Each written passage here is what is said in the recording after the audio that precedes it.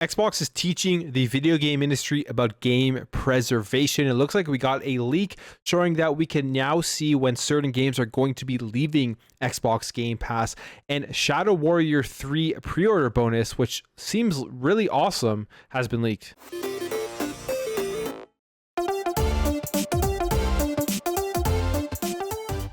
Welcome back to another video, guys. If you enjoy daily content, make sure to hit that subscribe button. The Xbox Series X and S have done a masterful job with backwards compatibility. I would say the leading console manufacturer, the leading company when it comes to game preservation right now in the current day of video games. There are so many great games that people haven't played yet. I mean, if you really are interested in looking into the back catalog of games from like the original Xbox all the way up until now, you will literally be able to play video games for the rest of your life without playing a new release at any point in the future. But for some people, I mean, I understand they're not interested in playing the older games. They only want to play the new ones. But me personally, I love jumping in to games that I haven't played yet that have released on these older consoles. I also love just learning about retro games. It's one of my favorite things to do just on YouTube and watching videos and stuff. But when it comes to backwards compatibility, Xbox, like I said, has been the leader, and it seems like they are teaching the industry about game preservation going forward. So this was an interview between Jason Ronald and TechRadar, and he has expressed his feelings that they have learned many lessons as a result of the backwards compatibility program, saying, "I think over the course of this program, we've learned a lot about game preservation, whether it's technical decisions, the way that games are actually ingested into the catalog, the way that we sign contracts and deal with licensing and whatnot. I think it's actually informing not only us, but the entire industry of what we can do to preserve these games moving forward." And that makes a ton of sense, because one of the biggest things with backwards compatibility right now, as we are seeing, is the licensing, the development of these consoles so that they can function with backwards compatibility. So that makes a lot of sense if you sit back and you think about it. When the OG Xbox, the Xbox 360 specifically came out, the PS2, the PS1, the developers of these games were not thinking about the games that they were creating for those generations of consoles able to have the ability to be played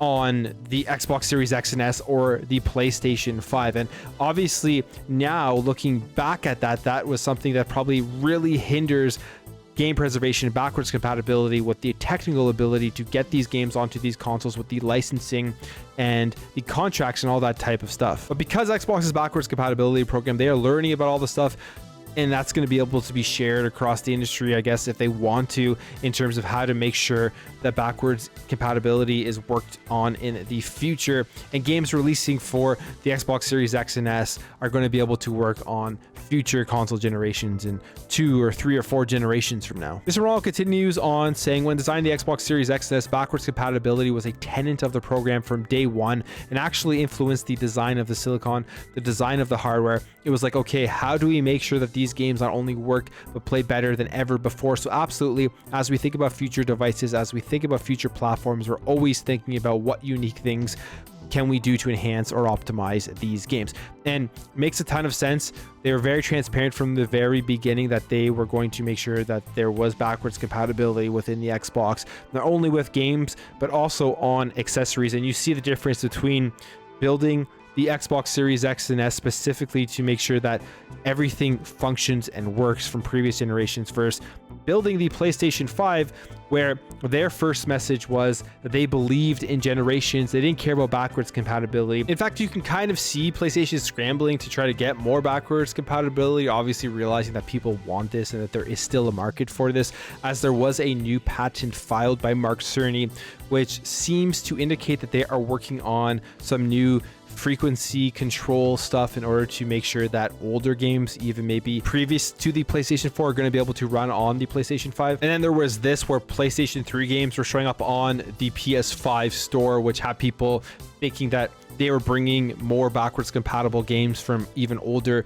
consoles to the system. However, this could also just be a glitch that a lot of people were mentioning, that it could just be the PlayStation Now versions of these games rather than the actual backwards compatible versions where if you put it in your disc or something that it's going to work. But all that being said, right from the beginning of this gen, Xbox was upfront about wanting to have backwards compatibility, and because of that, they've learned a ton of lessons that I'm sure the other companies out there are seeing what's going on, and at the end of the day, we'll take these lessons, and hopefully going forward we will just have more game preservation, because I think it's very important to preserve some of these games, especially if they're just going to disappear into thin air, if they're deleted off of the stores and you're not going to be able to access them anymore, and then the physical copies are hundreds of dollars. So I think it's really important. It's great that there are lessons being learned for game preservation, and hopefully it continues on going forward. All right, jumping over here, there was an interesting tweet, an interesting leak here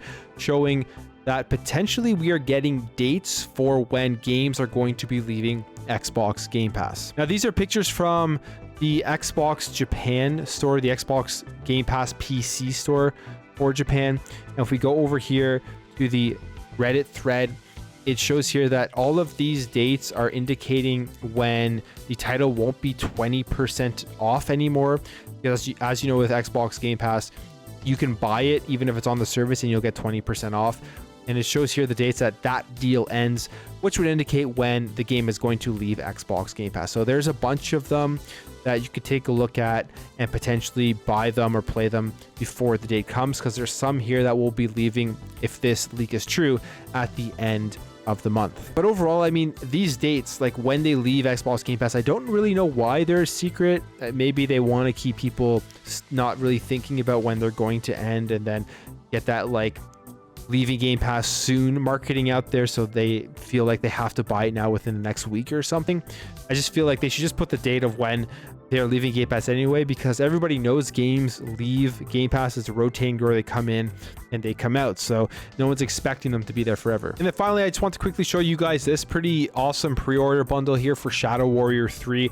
We now know this game is coming out March 1st, 2022, and the pre-order bonuses, I guess, have been leaked, because I don't think there was an official announcement for it, but either way, it doesn't really matter if there was or not, because you can see it here that if you actually pre-order Shadow Warrior 3, you're going to get access to both Shadow Warrior and Shadow Warrior 2. So you get 3 games for the price of 1, and the game is only $50 to pre-order. So I mean, that's a great deal if you ask me. I feel like I'm enticed now to go ahead and purchase Shadow Warrior 3. It looks really cool, like a very fast-paced shooter, so I think it's going to be a ton of fun. And if you're interested in this pre-order, make sure to get in on that before the game releases. Anyways, guys, that's it for me. Let me know what you think about this in the comments below. What do you think about Xbox teaching the industry about backwards compatibility? What do you think about those leaks showing when games are going to be leaving Game Pass? And are you excited for Shadow Warrior 3?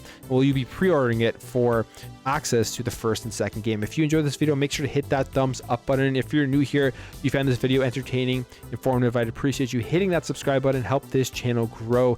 Thank you all for watching. Thank you for your support, and I'll catch you in the next video.